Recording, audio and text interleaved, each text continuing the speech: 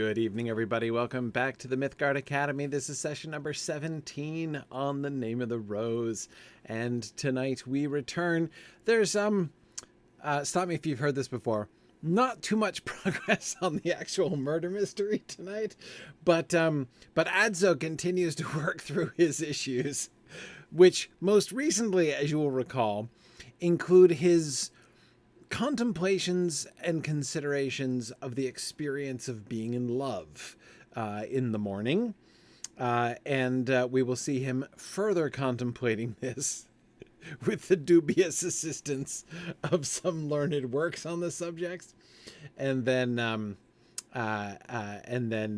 things really get questionable. So let us jump back into the text here. So we begin with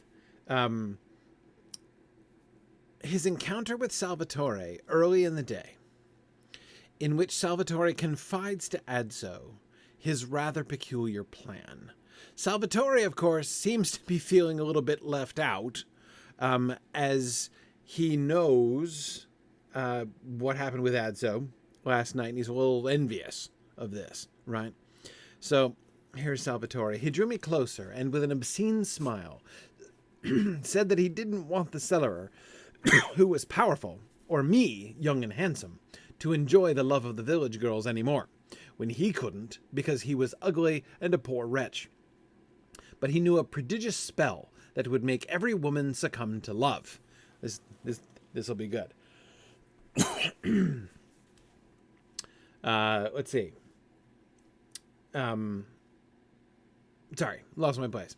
You had to kill a black cat and dig out its eyes, and then put them in 2 eggs of a black hen, 1 eye in one egg, 1 eye in the other, and he showed me 2 eggs that he swore he had taken from appropriate hens. Then you had to let the eggs rot in a pile of horse dung, and he had one ready in a corner of the vegetable garden where nobody ever went. And there a little devil would be born from each egg, and would then be at your service, procuring for you all the delights of this world. But alas, he told me, for the magic spell to work, the woman whose love he wanted had to spit on the eggs before they were buried in the dung, and that problem tormented him, because he would have to have the woman in question at hand that night, and make her perform the ritual without knowing its purpose. Okay, so, this should sound very shady, right? One of the things that this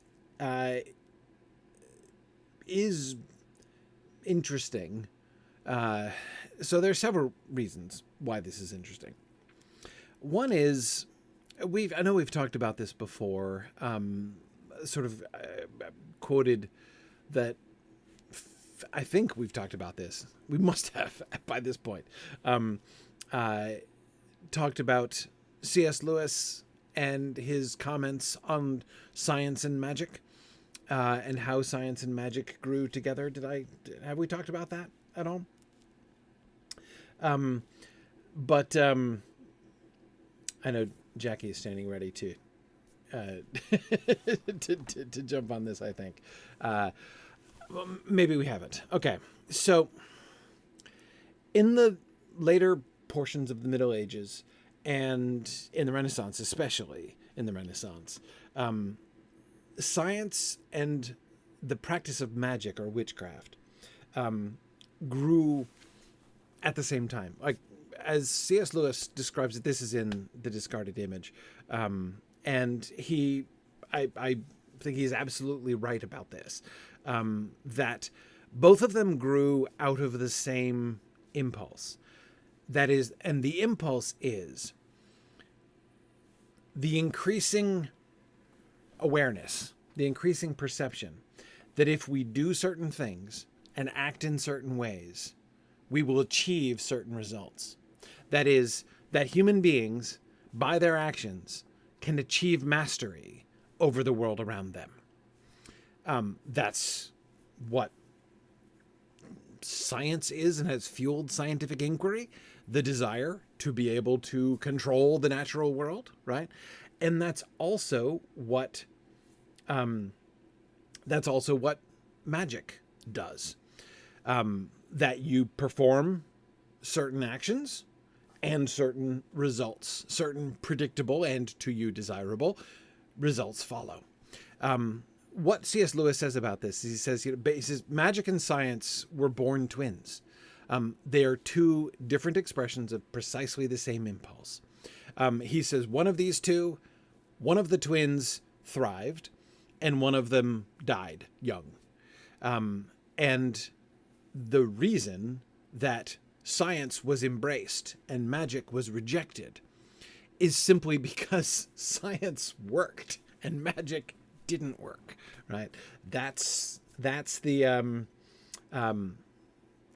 reason. But this passage, I think, is a really fascinating illustration of this.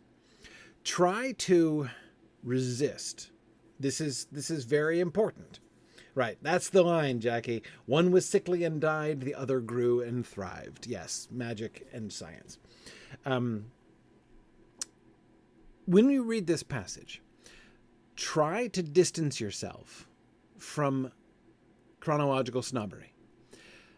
Try to put yourself into the position of people who know, who at the with the sort of scientific knowledge that people in the 14th century had. There are many practices that we have learned through science, through observation of when you do one thing, these result follows, that if you do them now, you'll remember this came up a lot when we were talking about Dracula. For those of you who remember, Van Helsing used to talk this way a lot, right? Is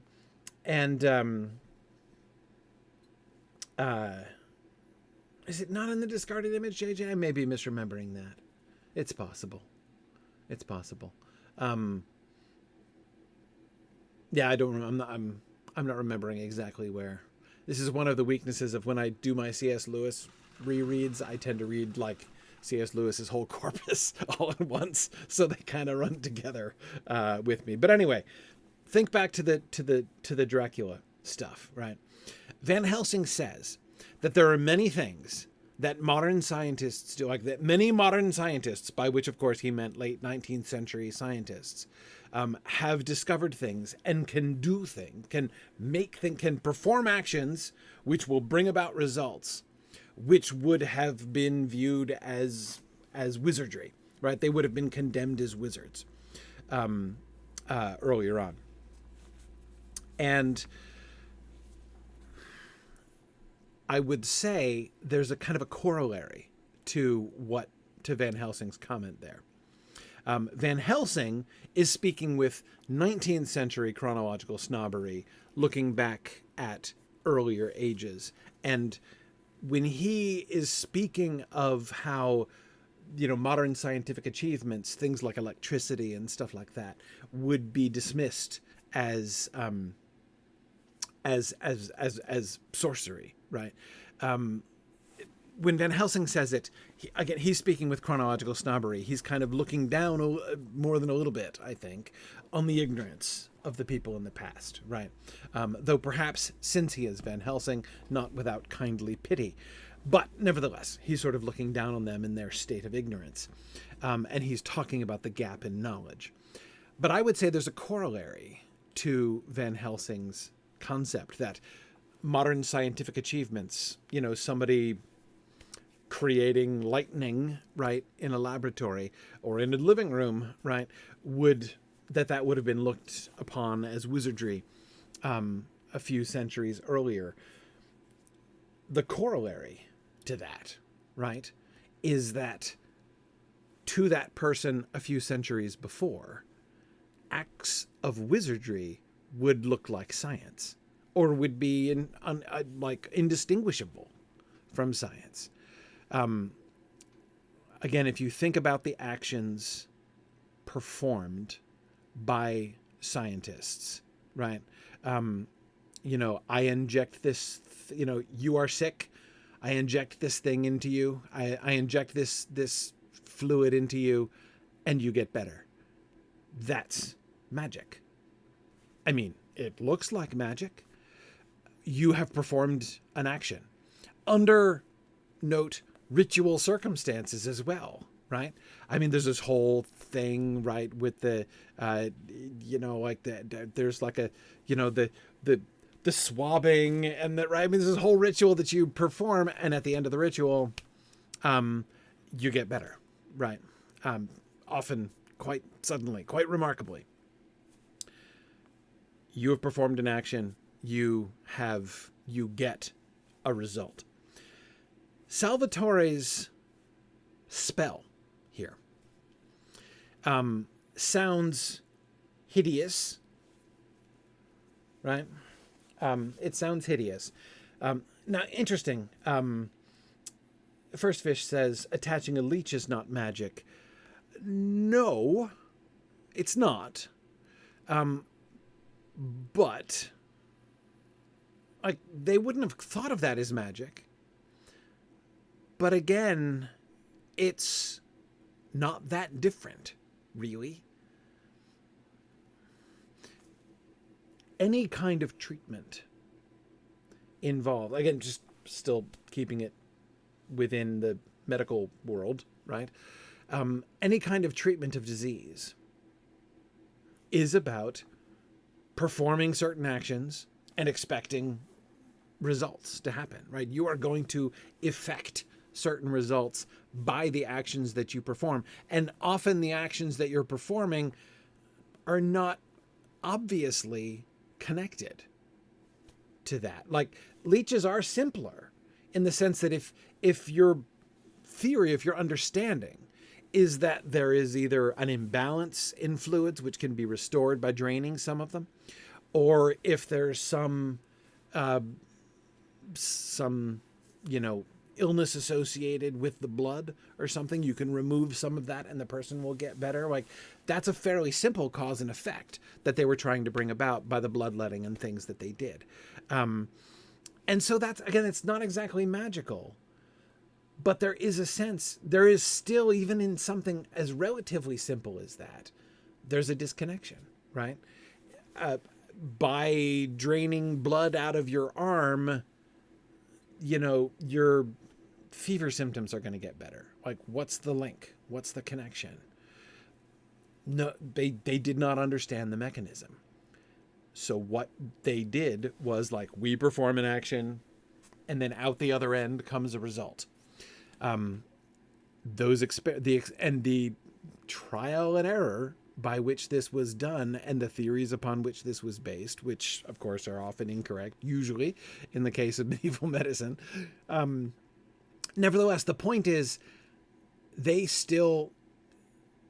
was this, they were gaining this belief, right? They had this, if you think about it, like all the way back to things like the superstitions of the Romans, like the bird auguries of the Romans and stuff, like if the sacred chickens act in this particular way, then that indicates, or even is going to cause this thing, or if a bird flies over your head at some, whatever. I mean, there are all these kinds of things that they believe. Now, again, those are not exactly actions. Those are how to read it, how to interpret it. Those are signs of things to come. But in any case, this trend, this pattern of what Salvatore is doing here, this is magic, but it is on the threshold of science, and it's in a sense informed by the same impulse, right? This sort of growing sense that there are, in fact, if we take particular repeatable actions under carefully controlled circumstances, results follow, right? That's the fundamental concept, right? And that's what Salvatore's spell is all about. All you got to do is kill the black cat, take its eyes out, put the eyes in the eggs, put the eggs under the horse dung, have the girl spit on them before you do that, apparently, and then a demon will be born which will give you everything that you want, including apparently irresistible sexual appeal to all women. Right? Now, is that ridiculous? Yes. And I most people at the time would have considered this ridiculous, and everybody would consider it pretty horrible, right? Horrible in multiple ways. Like what Salvatore is doing here is not okay by anybody's definitions, right? First, he's trying to, he's trying to enslave the wills of all the women. That's bad. He is doing it in order to serve his own sinful desires. That's bad. And he's doing it by means of establishing a pact with a demon, which is really bad, right? So, like, it's a horrible means to a horrible end.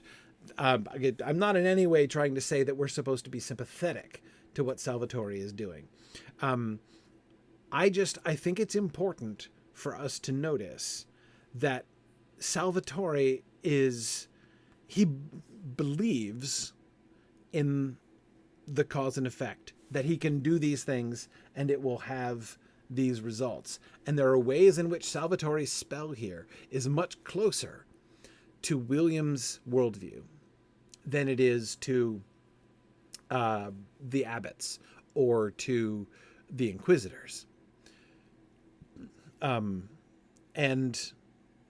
I think that that's an important thing to sort of notice. And yeah, rather than just, it's tempting, of course, merely to sort of laugh at Salvatore. And again, I'm not saying he's not both ridiculous and horrible by this. But both of those things are true. Again, this is not to defend Salvatore or to say we're supposed to look at what he's doing and how he's doing it with respect. But I think that that's I think it's important to note that. Now, the second thing, of course, that I would point out about this is that notice how this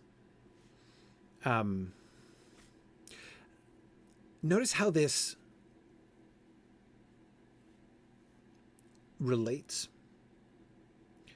to our signs and things stuff that we've been looking at, right? That this book has been so interested in from beginning to end. On the one hand, this is what he's doing are a series of actions which are supposed to bring about other actions. They aren't signs. There's no interpretation involved here. There aren't even, it seems, magic words to this spell. And yet,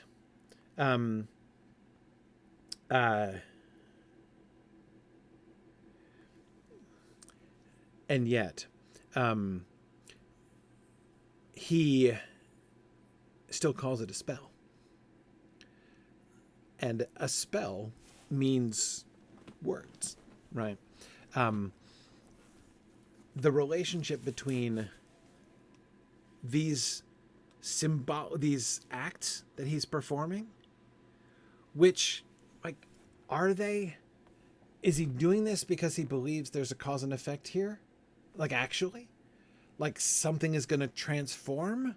Because it sounds like that's possible. Like if the demon thing is going to actually be born out of the egg that was laid by a black hen with the black cat's eye somehow put in. I don't understand how the eye gets put into the egg, but I don't actually think I need to know. But JJ, yeah, there don't seem to be verbal components, just material components. And yet, this is still a magic spell. Right? It's still sort of in that category of, and again, what is a spell? But words which cause things, right? How is a spell different from speech? Speech consists of signs that point to things. A spell consists of signs that make things happen. Right? You see the difference? That's what makes magic words unnatural, strange. But of course, that's also how creation happened. God's words, right? Speaking creation into being. And so it's one of the things, even when you're not dealing with demons and torturing cats, it still makes magic a little dubious, because you're kind of trying to make yourself like God, in the sense that you're trying to make your words able to create and make things happen, right?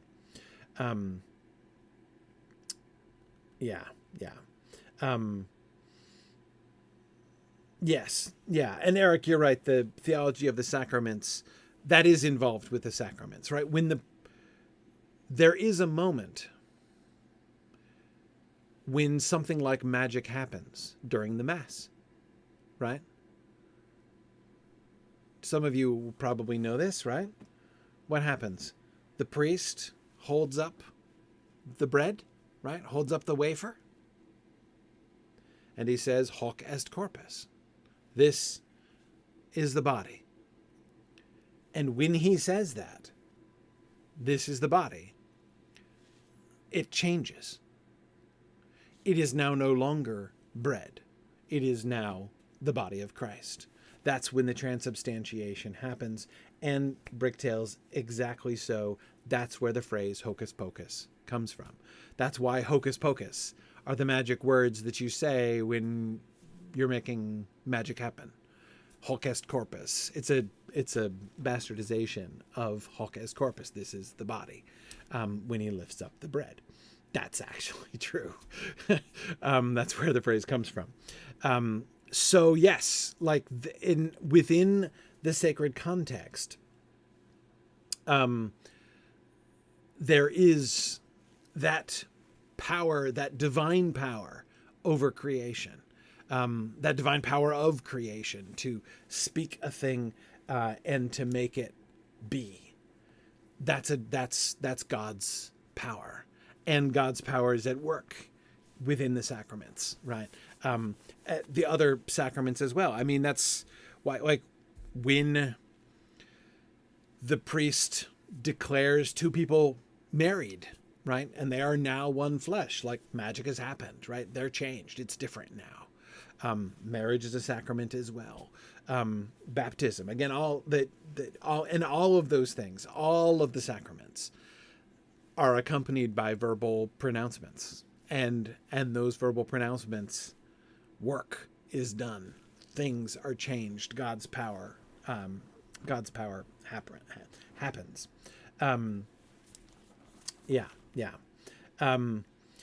Anyway, so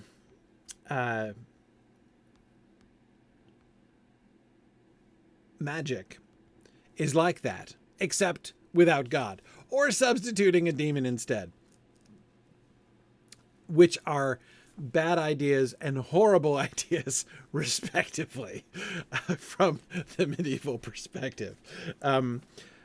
So yeah, there are ways in which this, I mean, of course, Salvatore's spell here is an example of a horrible perversion of this concept of the sacramental power of things to make things happen. There's also a way in which this is there's an almost kind of horrible innocence in Salvatore's plan, like that he believes that this will work, that this might be one of the things, like if you perform this series of actions, it'll bring about this result. Like many other things which seem very strange. I frequently think about this, especially when people are bad-mouthing medieval science, which of course didn't exactly exist. But they had their theories and understandings of how the world worked, and acted based upon the knowledge that they had. They were pretty good. They made pretty good observations. But there are so many things which are just, they're not intuitive. that the idea that the flu that you're getting, or the malaria that you're getting, let's use malaria. The idea that the malaria that you're getting is coming from the air that's coming in off the swamp is way more intuitive than that it's coming from the mosquito that's biting you, that came from the swamp, right? It's just that one is way, way more intuitive than the other. The other looks like magic. But anyway, let's keep going. We'll come back to Salvatore because, as you might have suspected when you first read this passage, this is not going to turn out well.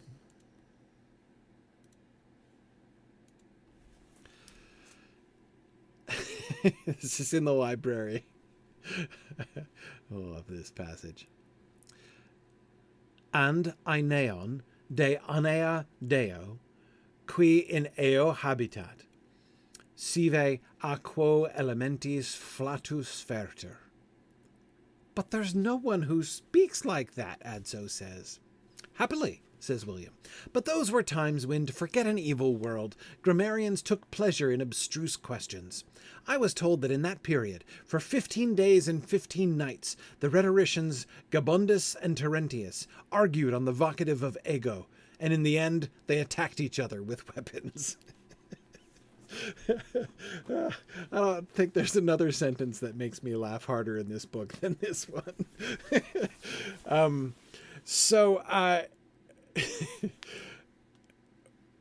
This is in the midst of the passage in which William is reading, Adso is also picking up books. They're in the library, of course, when they're seeing this. This is in the section of those wild and crazy British grammarians, right?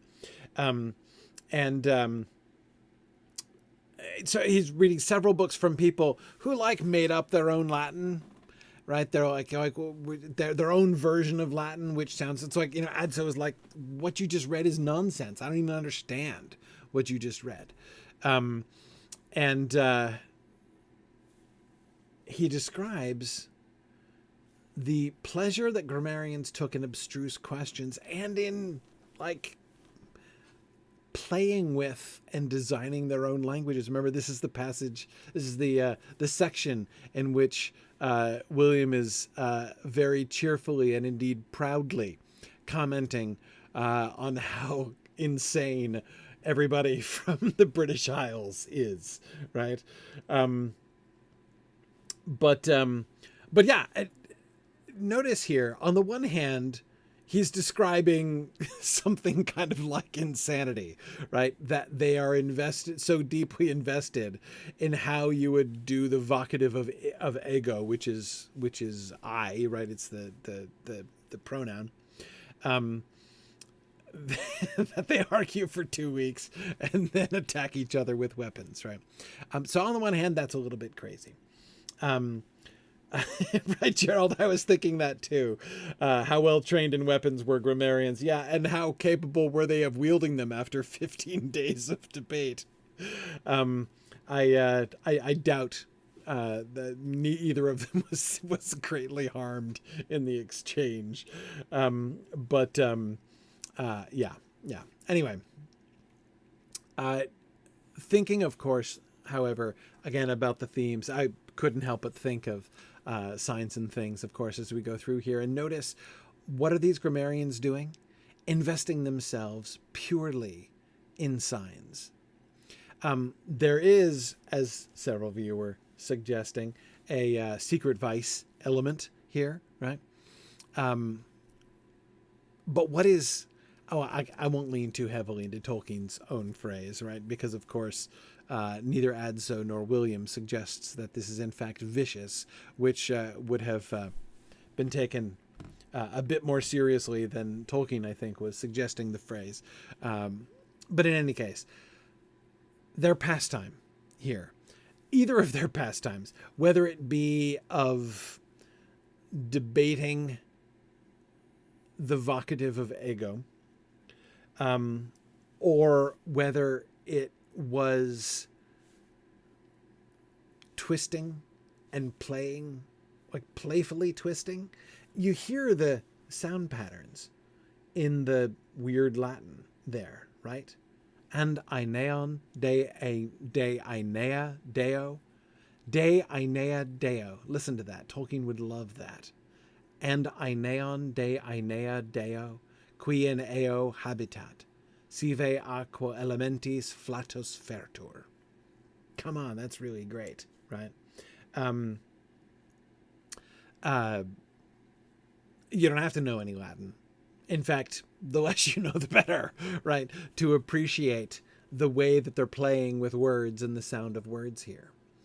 But again, Adso doesn't get it. He doesn't understand it. Because these are signs totally detached from things. And notice the phrase, the key phrase in the middle here, which sort of points to that. To forget an evil world, grammarians took pleasure in these things. That is, they're trying to detach the signs from things. They don't want to talk about things. They don't want to point to things. They instead immerse themselves in language detached from anything, from meaning itself, and invest themselves very strongly in questions about which have no bearing on reality. The attacking each other with weapons reminds me of Mike Drout's story of how he once saw a bar fight begin over a debate over the date of Beowulf. I've heard Mike Drout say he says I have seen a bar fight break out and a marriage broken up, both by disputes over the date of Beowulf. But anyway. Though, Gerald, exactly as you point out, there is a kind of sober, I mean, it's funny, right? But there's a sober irony to it, isn't there? That the pleasure that they're taking in abstruse questions of words and language to forget an evil world ends in violence, right? In other words, the evil world, they recreate it, right? I mean, it's they're not, in fact, in the end, escaping the evil world, but only perpetuating it on their own terms, right? There's no real escape from the evil world. And I think it's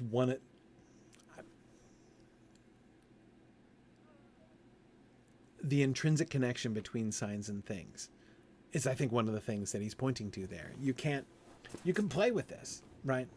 But you can't, in the end, escape it. Anyway. At that time, the rest of Europe was reduced to a heap of ruins. One day they declared invalid all baptisms imparted by certain priests in Gaul, because they baptized in nomine patris et filiae. Filiae. And not because they practiced a new heresy and considered Jesus a woman, but because they no longer knew any Latin. So he's talking about the Irish monks here.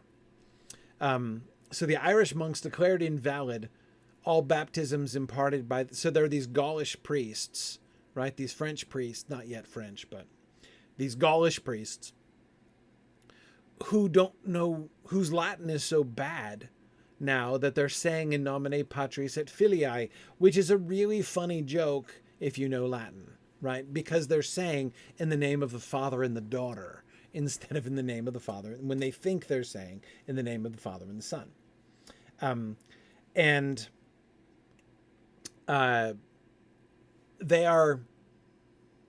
Their baptisms are declared invalid, not because they get accused of heresy, but because they're being accused of ignorance, because they no longer know any Latin.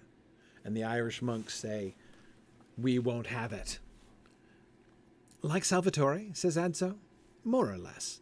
Vikings from the far north came down along the rivers to sack Rome. The pagan temples were falling in ruins, and the Christian ones did not yet exist. It was only the monks of Hibernia in their monasteries who wrote and read and wrote and illuminated, and then jumped into little boats made of animal hide and navigated towards these lands and evangelized them as if you people were infidels. You understand? You have been to Bobbio, which was founded by St. Columba, one of them. So never mind if they invented a new Latin, seeing that in Europe no one knew the old Latin anymore. They were great men. Yes, Fencing Frog, wrong practice rather than wrong belief. Yes, exactly. They intended right practice, but they had the wrong sacramental form, right? So we have these Irish monks who basically like reinvent and reteach Latin. And this is sort of more or less where Church Latin comes from. Why? One of the reasons, one of the impetus for Latin changing. But there were, but again, notice their emphasis is on, like, we have to make sure the signs are right. There's gonna come an important moment at the end of this day, right? Remember what's gonna happen when the girl, Adso's girlfriend, is being dragged off to prison. And what happens? She's screaming and crying out and saying things, but she knows no Latin and nobody can understand her. And she might as well be a beast crying out. It is several pages before that. Adso is speaking in admiration of the language that, the beautiful language that everybody knows, right? The language of knowledge and communication, right? Across the known world, Latin.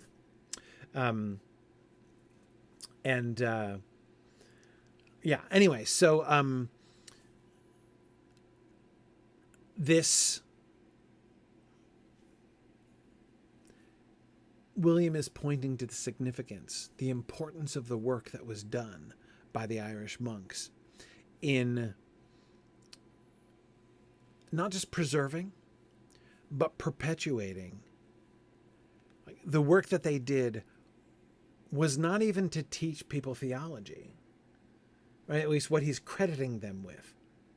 It's not about teaching. It's not even about preserving the books, though they did write and read and read and write, right? And they did have books in their monasteries, but that's not what he praises them for. What he praises them for is making it possible for everyone to continue to be able to talk about these things and to speak accurately about these things, accurately and to have, Eric, as you were saying, their words matching, what they were saying. The in nomine Patris and Filii is the problem there is that, again, they're not saying what they think they're saying. And that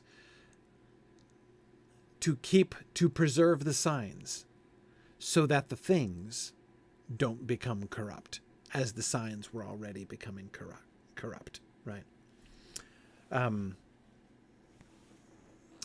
So the power of the words, right? The power of the language, is what William singles out here. Yeah. In any case, in the area denominated Hispania seemed to us populated with many codices of the Apocalypse, all splendidly made, which William recognized as Hispanic art. We perceived that the library had perhaps the largest collection of copies of the Apostles' Book extant in Christendom, and an immense quantity of commentaries on the text. Enormous volumes were devoted to the commentary of the Apocalypse by Beatus of Liabana, The text was more or less always the same, but we found a rich, fantastic variation in the images, and William recognized some of those he considered among the greatest illuminators of the realm of the Asturias, Magius, Facundus, and others. So if you had to guess, right, not having any information about the contents of this marvelous library, one of the great libraries of Christendom that is in this abbey. If you had been asked to guess, which book do you think they've cornered the market in? You should have guessed the Apocalypse, right? It should be the least surprising discovery that they make, that this library has more copies of the Book of Revelation than anywhere else in Christendom. Again, not at all surprising, especially since, Eric, exactly as you mentioned, the quotations from the Apocalypse are being used as navigational guides, right? The whole nomenclature system is based upon it. The images in the church, right? But do you see the relevance of this? Remember, what's his name? Alenardo? The really old guy who chews the chickpeas? His conviction that obviously these murders are following the pattern of the trumpets of the archangel from the Apocalypse, because of course these murders are a sign of the end times, are a sign of the fulfillment of they're a partial, at least, fulfillment of the prophecies in the Book of Revelation. I mean, Alenardo is pretty sure about that, right? And Bricktails, yeah, remember, Alenardo had said that he insisted that the abbot gather up commentaries on the Apocalypse. Why? Because then they, the monks, would be prepared for the end that was coming. And he is prepared. And it appears that the abbot whom he enjoined to do this did it, as in fact they find enormous volumes devoted to the commentary of the Apocalypse. And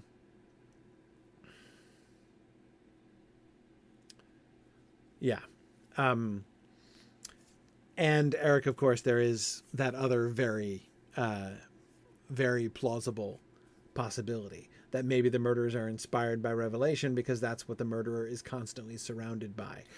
Yes. That they find, and Adso comments on the fact that they find this massive quantity, this massive quantity of apocalypses, copies of the Apocalypse and commentaries on the Apocalypse in this library, is another piece of evidence to put alongside the church door and the inscriptions on the library and that sort of thing. That the monks in this monastery, in this abbey, are conditioned to think in terms of Revelation. But I agree, Bricktails. It, at least from what we know now, seems difficult to attribute Berengar's murder, or at least the watery element of his death by drowning, to a premeditated following of the pattern of the Revelation. But we'll see. We'll see. By the way, I suspect. So, remember that there's a little bit of conversation between William and Adso about the rationale used by the original librarians and how they organized things, right? like they have it organized by geography, like where they come from. But remember, William was kind of laughing about that one grammarian from Toulouse, whose work was filed away with the British grammarians, and the reason seemed to be that this sort of rhetorical / grammatical work was primarily associated with the British Isles, with Anglia and Hibernia. And so this one from Toulouse was shoved in there also because, they knew better than he who had, made the mistake of accidentally being born out of place in Toulouse. So yeah, they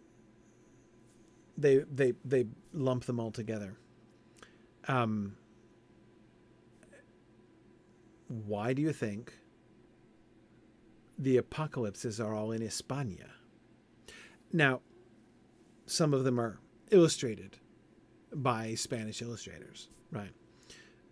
That's part of the reason why, but surely all of these, the largest collection of copies of the Apostles' Book extant in Christendom, it's not just the largest collection of copies of Revelation by Spanish people, right? Or from Spain. Yeah, Eric, that's exactly what I'm thinking.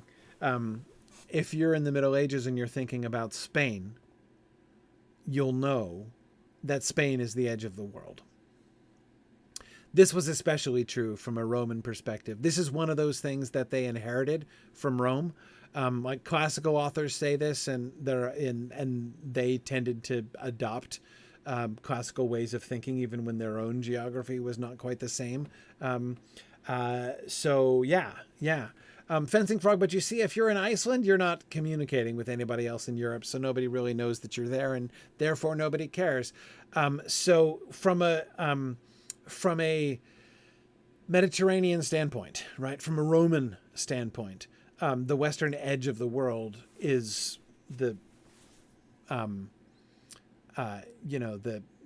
Straits of Gibraltar, right? The Pillars of Hercules, the western edge of the Mediterranean Sea. Spain was the edge of the world as far as the Romans were concerned.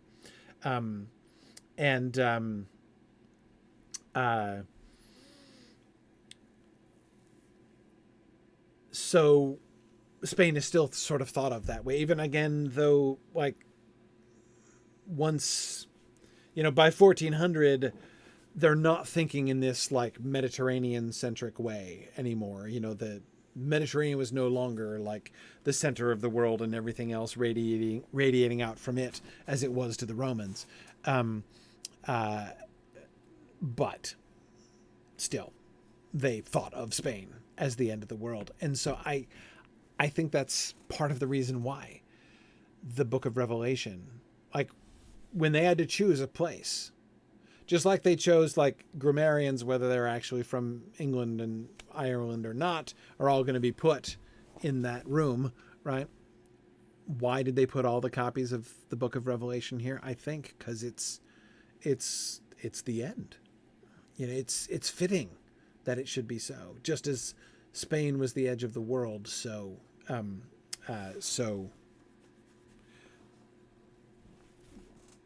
the Revelation, of course, is about the end of things. Yeah.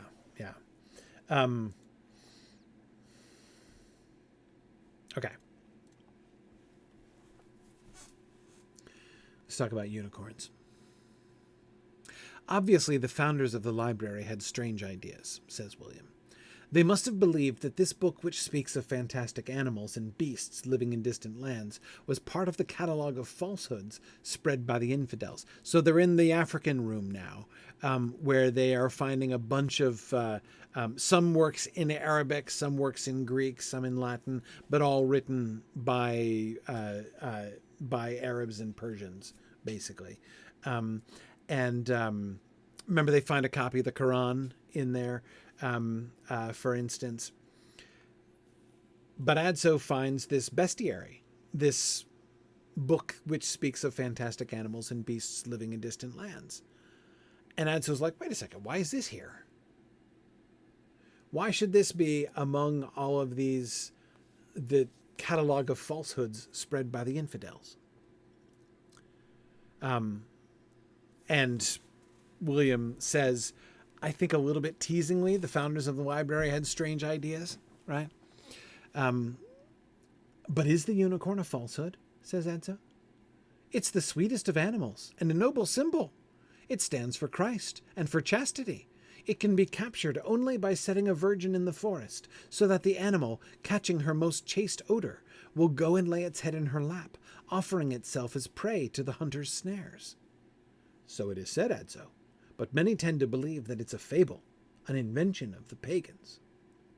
What a disappointment, I said. I would have liked to encounter one crossing a wood. Otherwise, what's the pleasure of crossing a wood? I love that question. If you're not going to meet a unicorn, what's the point of even being in the forest? Right? I mean, haven't you ever? I mean, surely you've all had that same question. Jocelyn says, "Does one want to have a chaste odor? Not sure about that." Well, I would say, Jocelyn, if you have an odor, you'd want that odor to be chaste, wouldn't you? Wouldn't want an unchaste odor.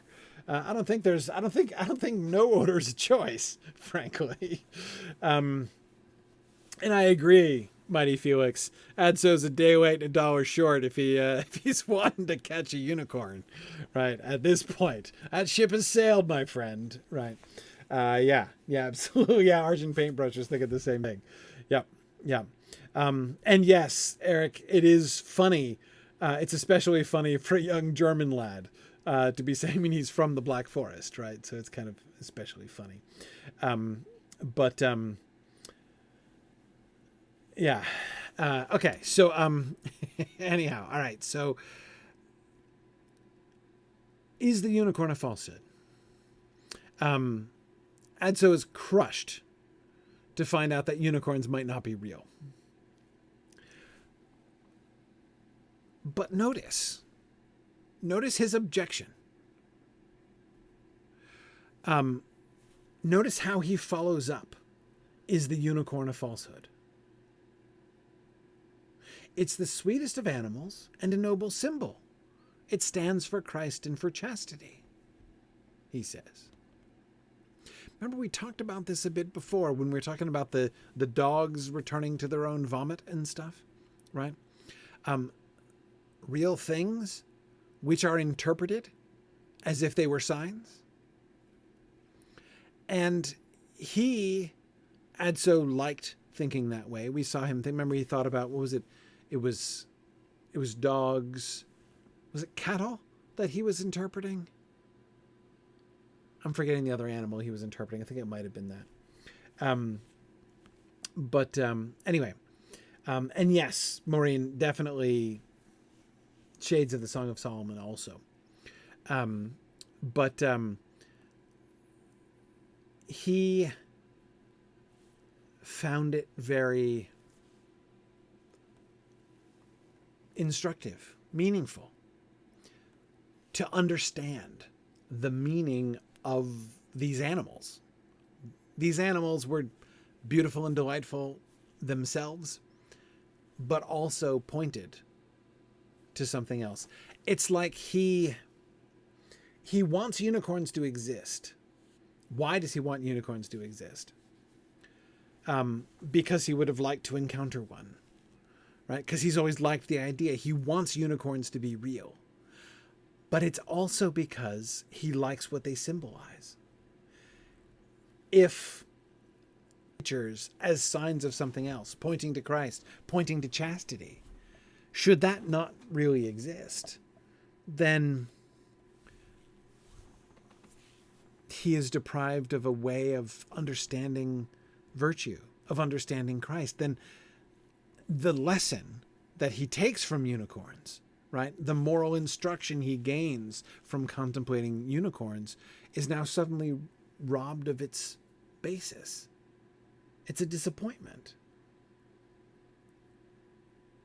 The unicorn in captivity tapestry comes to mind, Maureen says.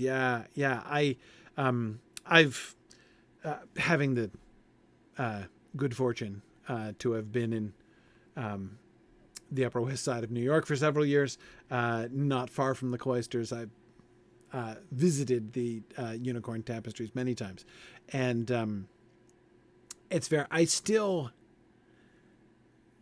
am not totally convinced that that tapestry itself was intended by its artist to be read metaphorically. It's possible that it was, but I've never been wholly convinced of that. But anyway, I'm not talking about the unicorn tapestries specifically. JJ asks, where did this idea of a mystical unicorn originate? Well, we're going to get to that in just a second. Mighty Felix asks, would Jesus' parable cease to have meaning if there was no historical Good Samaritan?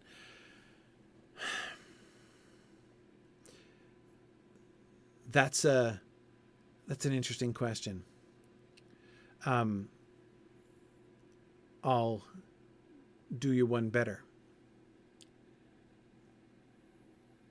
Would the story of the flood and the ark cease to have meaning if there was no historical flood and no physical boat that was built? But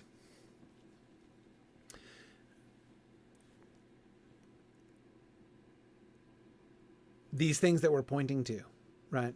And that's a question that there are a lot of modern Christians, especially, who would have a pretty strong reaction to that. And I think you're right, Mighty Felix, that to kind of think about that sort of thing in connection with this. I think it's the difficulty that someone would have in either one of the situations that we just described.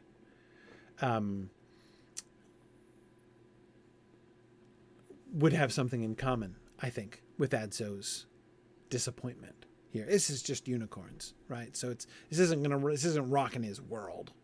He's just disappointed because otherwise, what's the pleasure of crossing a wood, right? Well, like, I'm not going to waste my time in the forest anymore if there aren't any real unicorns, right? But yeah, and think about how that's connected.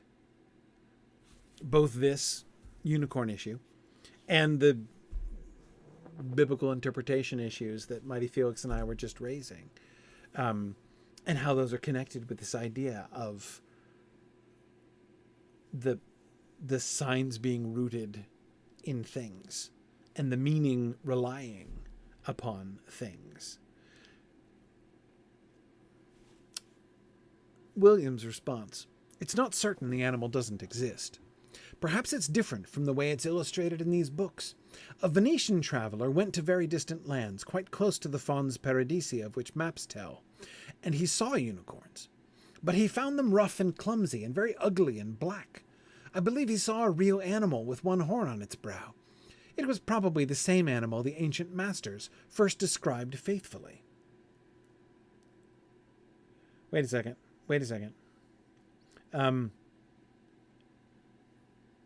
Rough, clumsy, ugly, black animals with one horn on its brow? Yeah, it does sound like a rhinoceros, Maureen, quite possibly. But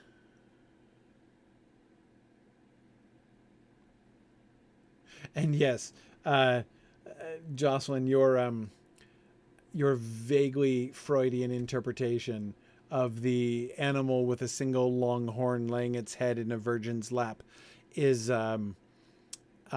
many have also noted that. And again, Adso himself has noticed that.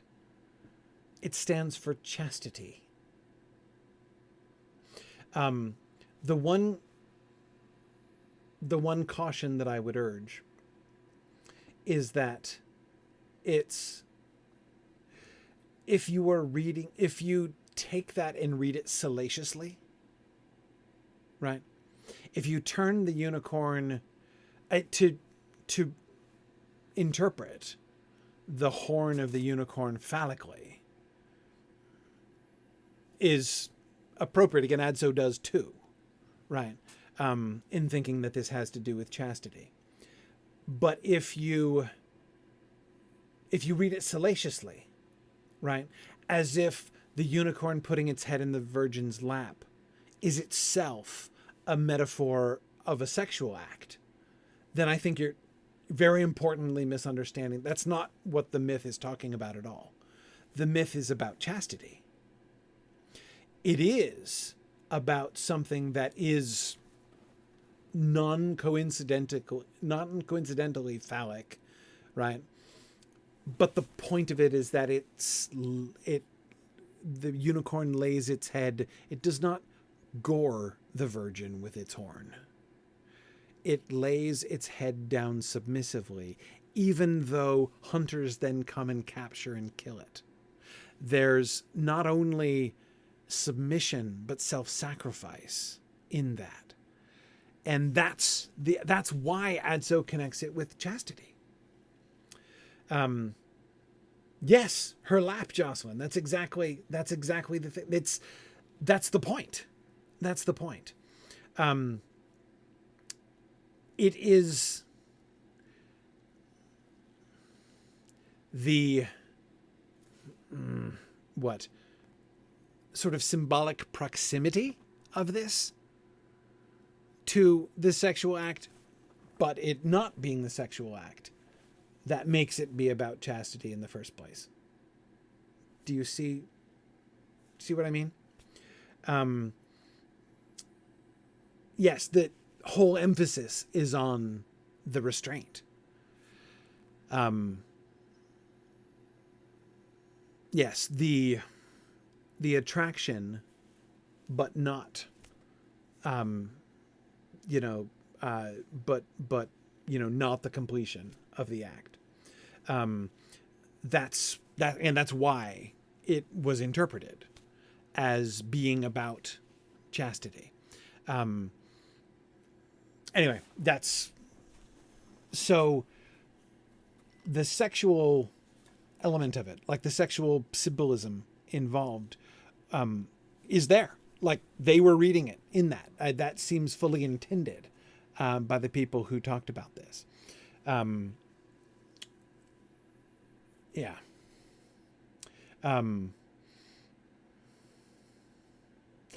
And yeah, Jackie, it does lie down because like the maiden is sitting on the ground, right? And so it comes and lies down next to her and puts its head in her lap, which Jocelyn, right, like ratchets up the sexual connotations of the situation, right? Yeah. And it is a deliberate action. As Jackie says, horses don't do that very easily. Right. Yeah, it is. And Jackie, I will say, most, of course, of the people who were writing and reading this story knew horses better than the average modern person did. So they would likely be thinking in similar terms that is a very unusual thing, especially to imagine a wild creature, a wild horse or horse-like creature coming up and showing that kind of trust and submission to a strange person, virgin or not, it's almost miraculous. And speaking of chastity, right? Yeah. Adso loves this idea and does not in this moment seem to have any idea of the irony of that, right?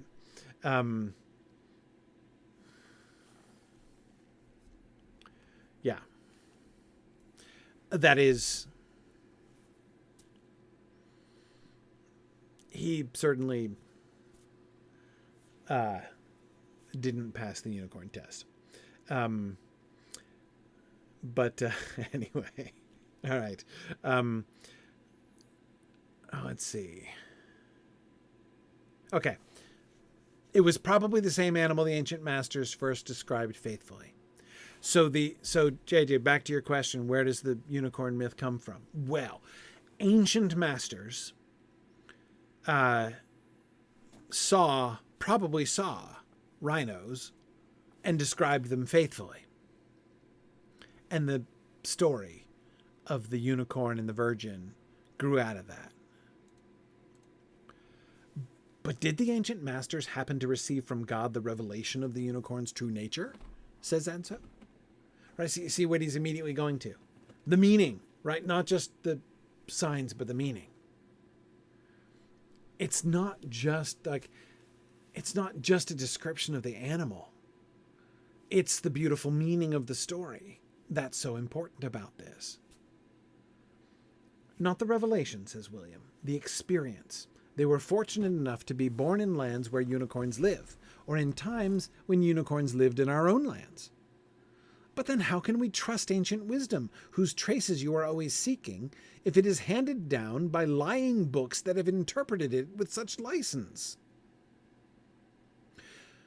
Books are not made to be believed, but to be subjected to inquiry. When we consider a book, we mustn't ask ourselves what it says, but what it means. A precept that the commentators of the holy books had very clearly in mind.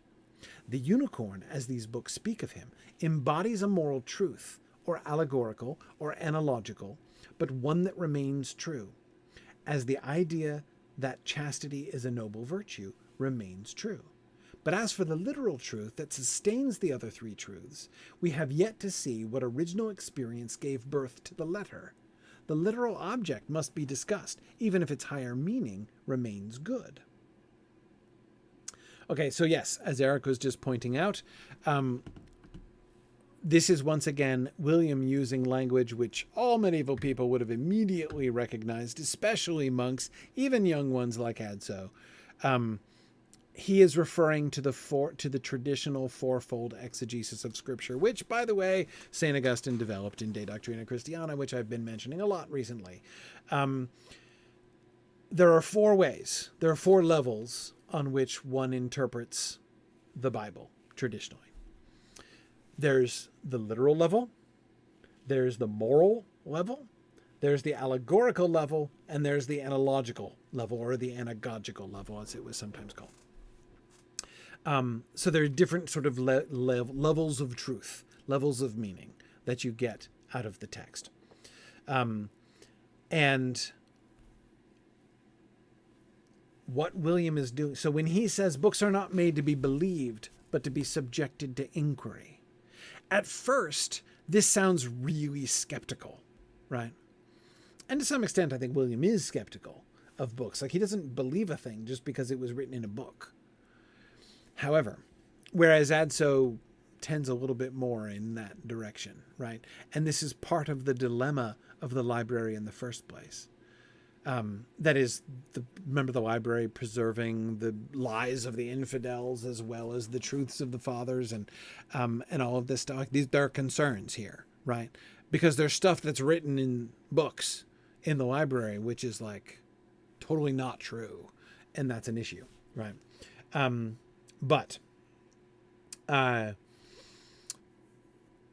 Okay. William is not just being skeptical, however. When we consider a book, we mustn't ask ourselves what it says, but what it means. A precept that the commentators of the holy books had very clearly in mind.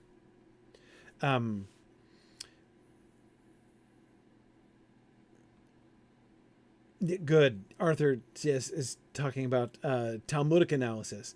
Yeah, I didn't know, Arthur.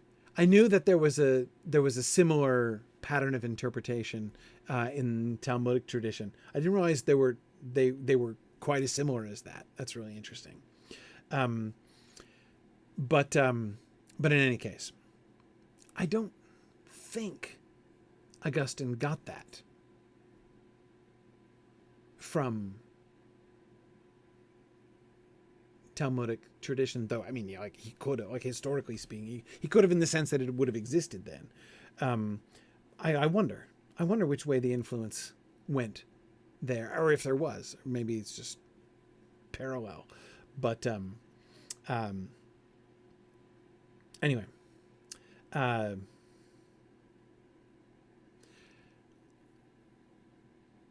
back to the 4 levels. I'm not going to get into too much detail about like what is a moral interpretation, what is an allegorical interpretation, what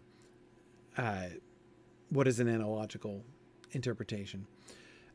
It's just different ways to draw meaning out of it. So, for instance, Adso just did 2 of them, right? In his own reading of the unicorn story. The story of the unicorn laying its head in the virgin's lap. The moral meaning of that is this about chastity, right? The lesson about chastity, and the beauty, and perhaps rarity of chastity.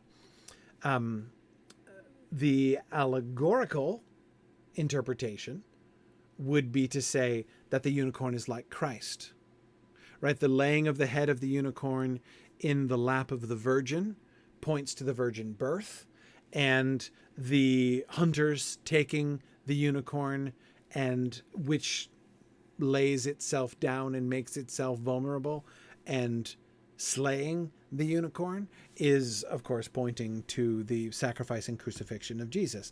So the unicorn points to Jesus allegorically. It points to chastity morally, right? That's 2 examples that Adso just pointed to of how to do this kind of interpretation. And that's exactly, William says it. That's exactly what we can do. But William introduces a sort of distinction. You've got these meanings, these levels of meanings, which can be taken out of texts, right? Which can be drawn from texts. But there's that literal level, the first reading. So the first level of interpretation of the text is always like, what does it actually say? What is the actual story? So the story of like the unicorn and the virgin, that's the literal level of that story. Of that, if you wander through the woods, right? You may, if it's a decent day for wandering through woods, you might encounter a unicorn, right? Therefore, rendering a point to wandering through the woods in the first place. And if you happen to be wandering through the woods in the company of a virgin, then maybe it would lay its head down on her lap, right? You never know. That's the literal significance of this. That's what would happen if the literal level of the story were true, right? What William is saying, the literal level doesn't have to be true. It's Mighty Felix. It's just exactly like the examples you and I were giving, right? There doesn't have to be necessarily. Like, it may be that the story of the Good Samaritan still maintains its allegorical and moral and analogical meanings, even if there wasn't, in fact, even if there wasn't a historical Samaritan who did that thing, right? And conceivably, the same could be true of Noah's Ark, right? As I was suggesting in my slightly more controversial example. So that's the idea that William is introducing here. The literal level doesn't have to be true. So when Adso is like, oh, what? There's no such thing as unicorns? I'm crushed. I'm never going in the woods again. Right? William is saying, dude, the idea that chastity is a noble virtue remains true, even if unicorns are actually rhinoceroses, right? As far as the literal truth that sustains the other 3 truths, we have yet to see what original experience gave birth to the letter. So it's okay if that story is not exactly true, right? Exactly as it's depicted, or even if it turns out to have been false completely or mistaken. That wouldn't make the meaning untrue. And Fencing Frog, exactly, even if the rhino, in fact, doesn't care very much about virginity, which perhaps they do. I don't know rhinos very well. Can't rule it out, I suppose. But yes. Yeah.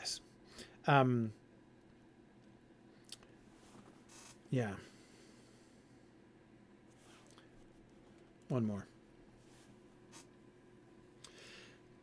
William comes back around again to discussing his own methods, his own analysis.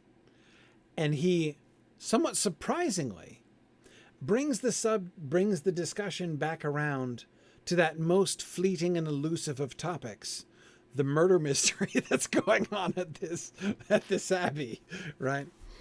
Of course, he says, the print does not always have the same shape as the body that impressed it, and it doesn't always derive from the pressure of a body.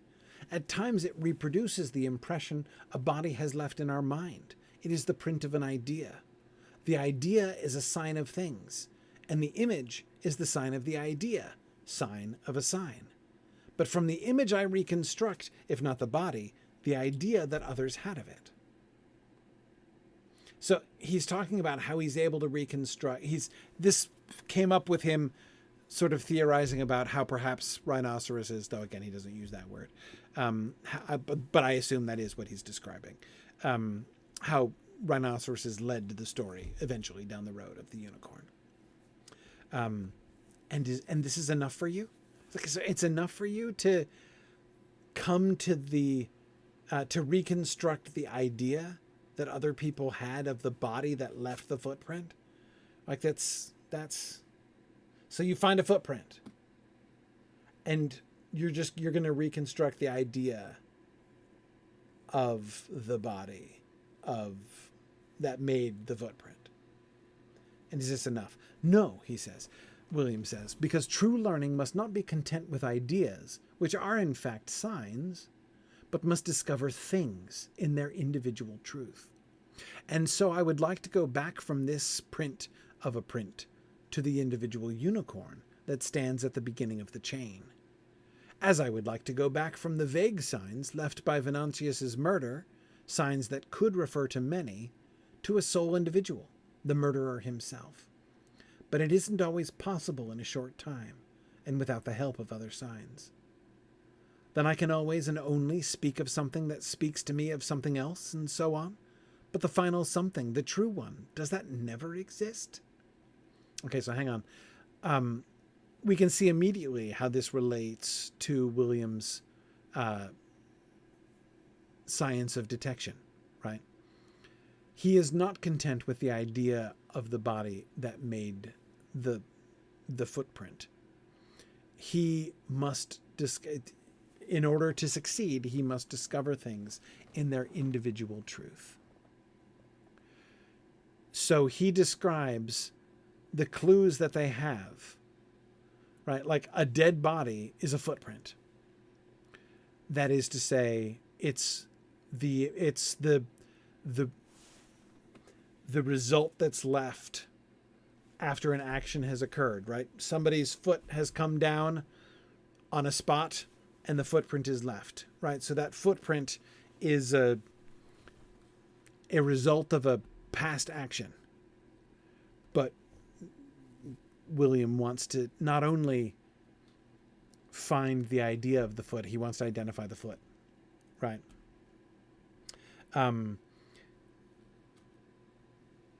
I would like to go back from this print of a print to the individual unicorn, as I would like to go back from the vague signs left by Venantius's murderer. Remember, Venantius's murderer was the one who... Venantius is the one who ended up in the pot of blood, right? So the putting of Venantius in the pot of blood, the footprints that led to the pot of blood, which seemed to be dragging Venantius's body, the clues left in the documents that Venantius left on his desk, right? All of these things, these are the footprints. These are the signs of things which point to a thing that made that impression, right? To a thing that did that. I'd like to go back from them to the individual, a sole individual, the murderer himself. But it isn't always possible. So then, but Adso wants nothing to do with actually talking about actually moving forward the discussion of the murder, so he changes the topic again quickly. Then I can always and only speak of something that speaks to me of something else, and so on. But the final something, the true one, does that never exist? So poor Adso is like, wait a second. If I can't trust, like if there aren't real unicorns, right? If I'm interpreting, like I am moved by the story of the unicorn because it makes me think of Christ and it makes me contemplate chastity, and those are great things.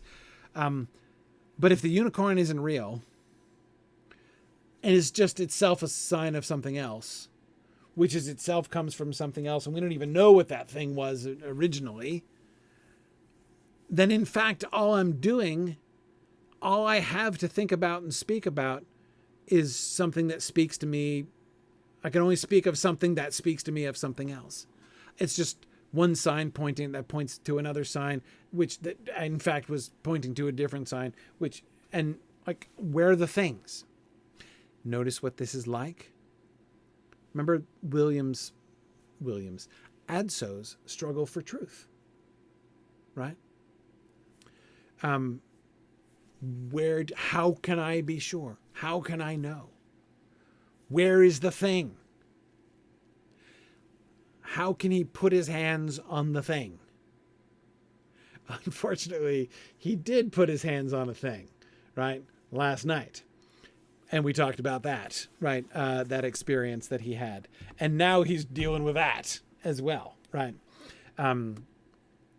Was that actually a thing? Or was it a sign of another thing? Yeah. But the final something, the true one, does that never exist? Perhaps it does. It is the individual unicorn. And don't worry, one of these days you will encounter it, however black and ugly it may be. And that may be a comforting thought. All right.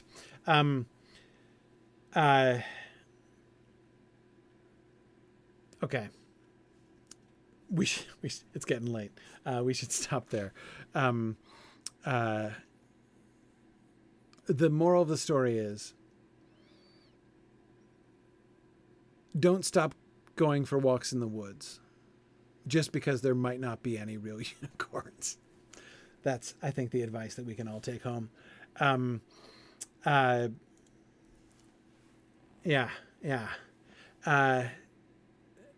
Next time, we will begin with the arrest and the difficulty immediately leading us to the debate about poverty. That's going to be happening on the following day. Let's see. Let's go.